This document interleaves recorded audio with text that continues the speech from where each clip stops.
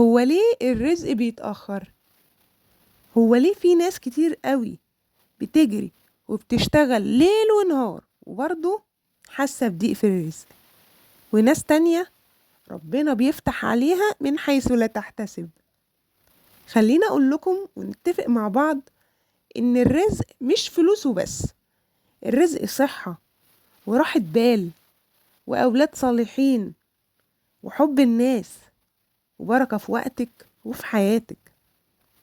النهاردة هنتكلم عن 7 أفكار أو 7 حاجات بإذن الله لو حافظنا عليها ربنا هيوسع في رزقنا ويفتح لنا كمان أبواب رزق جديدة. أول حاجة الاستغفار. ربنا سبحانه وتعالى قال على لسان سيدنا نوح: بسم الله الرحمن الرحيم، فقلت استغفروا ربكم إنه كان غفارا يرسل السماء عليكم مدرارا ويمددكم بأموال وبنين ويجعل لكم جنات ويجعل لكم أنهارا. يا الله، شايفين الربط الجميل ما بين الاستغفار والرزق؟ انت ممكن تكون محتاج انك تفتح باب رزق جديد او تسد دين عليك، او انت كمان محتاجة تحققي أمنية كبيرة وشايفاها مستحيلة. مفيش حاجة مستحيلة عند ربنا. جربتي تلجئي لربنا؟ جربتي تكتري كده من الاستغفار في حياتك؟ عبادة بسيطة جدا مش محتاجة منك مجهود. وانت نازل رايح شغلك في المواصلات استغفر، خلي لسانك شغال. وانتي بتطبخي استغفري، وانتي بتغسلي المواعين، وانتي رايحة وانتي جاية استغفري. كمان زي ما بنقول في الفيديوهات بتاعتنا، احنا مش بنستغفر بلساننا وبس، لا، مينفعش لساني بس هو اللي شغال وانا قلبي في حتة تانية خالص. لا، انا عايزة اذكر ربنا بقلبي. تمام. تاني حاجة تقوى الله. تقوى ربنا سبحانه وتعالى وعد عظيم جدا للناس اللي تتقي الله. نقول بسم الله الرحمن الرحيم: ومن يتق الله يجعل له مخرجا ويرزقه من حيث لا يحتسب. يعني ممكن الرزق يجيلك من مكان عمرك ما فكرت فيه، وظيفة جديدة، ربنا يفتح عليك بمشروع كويس، فرصة ما كنتش تتوقعها، أو ربنا يفتح لك باب رزق في جوازة مثلا. كل دي أرزاق. يعني المفتاح هنا هو التقوى، ونتقي الله في السر وفي العلن.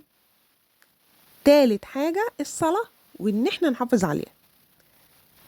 في ناس أول ما تحس إن الدنيا بتضيق بيها بتأثر في الصلاة، وناس بتتكاسل عن الصلاة. لا، وفي ناس بتقطعها، يعني بتقطع الصلاة أصلا. وخلينا نعرف إن الصلاة أصلا هي الصلة ما بين العبد وربه. أعظم أسباب الرزق هي الصلاة، وكان المفروض إن احنا نقولها أول حاجة مش تالت حاجة. لما نحافظ على الفروض في وقتها احنا كده بنعلن لربنا الولاء والاستسلام الكامل. احنا ما نقدرش نعيش ولا نخطي خطوة كده من غير رضا ربنا سبحانه وتعالى، ودي الحقيقة، ومن غير طاعته.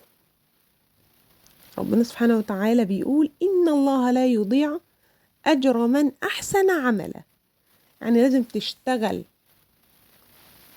وتسعى. رابع حاجة هي صلة الرحم. ايه علاقة صلة الرحم؟ النبي صلى الله عليه وسلم بيقول: من أحب أن يبسط له في رزقه وينسأ له في أثره فليصل رحم. يعني لو عايز ربنا يزود لك في رزقك، يعني مطرح ما تروح، يعني مطرح ما تخطي كده وتروح وتيجي ربنا يوسع في الرزق. حاولوا انكم تصلوا رحمكم، اتصلي بوالدتك، اسألي عن اهلك، وانت كمان اتصل بوالدتك، روح زور والدتك واهلك. خالتك، خالك، عمتك. احيانا باب رزق كبير قوي بيتفتح بسبب دعوة من قلب حد انت رضيته وسألت عنه. رفعت سماعة التليفون كده، مش محتاجين حاجة، مش عايزين حاجة، ما نفسكوش في حاجة، انا قلت اطمن عليكم.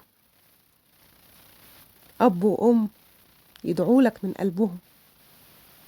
خامس حاجة هي الصدقة. بعض الناس مفكرة ان الصدقة بتنقص من مالك. انا عايزة اللي يتصدق عليا، انا هتصدق ليه وانا معيش؟ الرسول صلى الله عليه وسلم بيقول ما نقص مال من صدقة.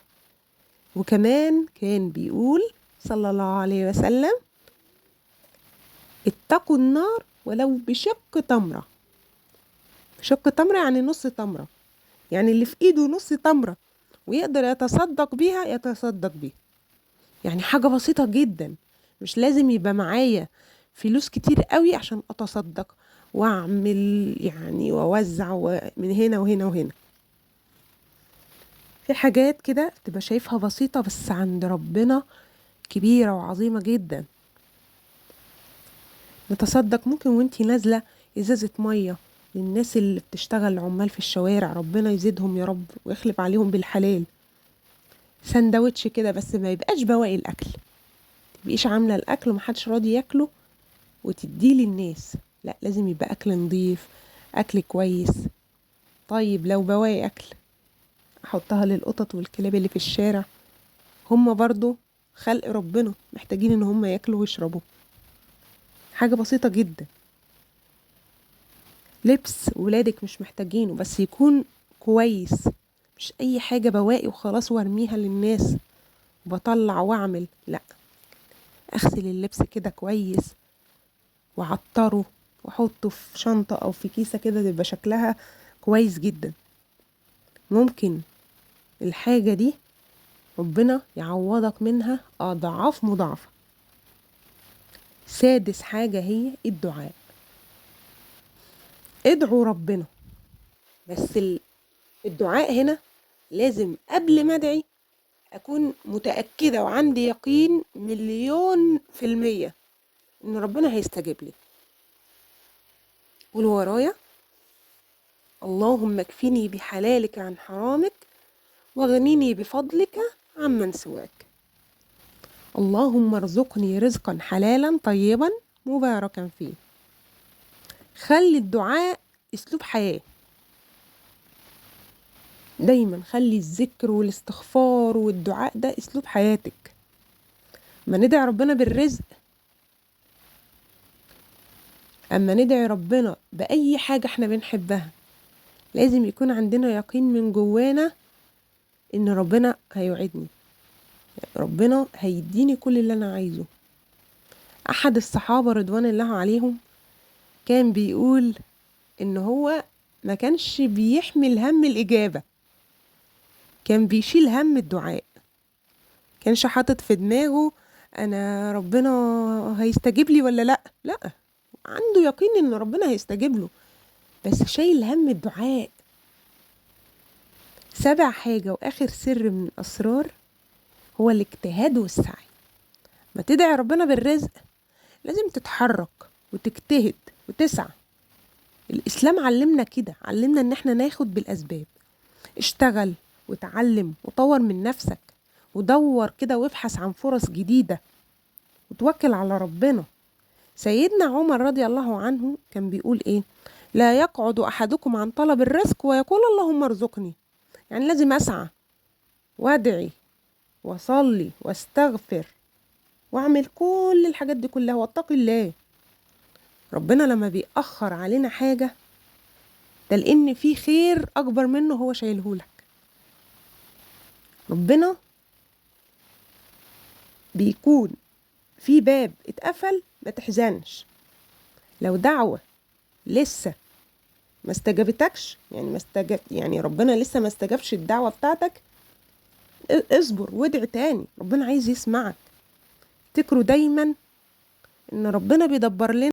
خلي دايما في دماغنا ان ربنا عايز لنا احلى حاجة وأجمل حاجة، أتمنى فيديو النهاردة يكون عجبكم، وما تنسوش تكتبوا في الكومنتات اللهم ارزقني رزقا حلالا طيبا مباركا فيه، اللهم اكفني بحلالك عن حرامك وغنيني بفضلك عمن سواك.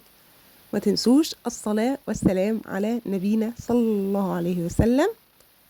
أتمنى فيديوهاتي تكون بتعجبكم. ما تنسوش تعملوا لايك واشتراك في القناة وتفعيل الجرس، والسلام عليكم ورحمة الله.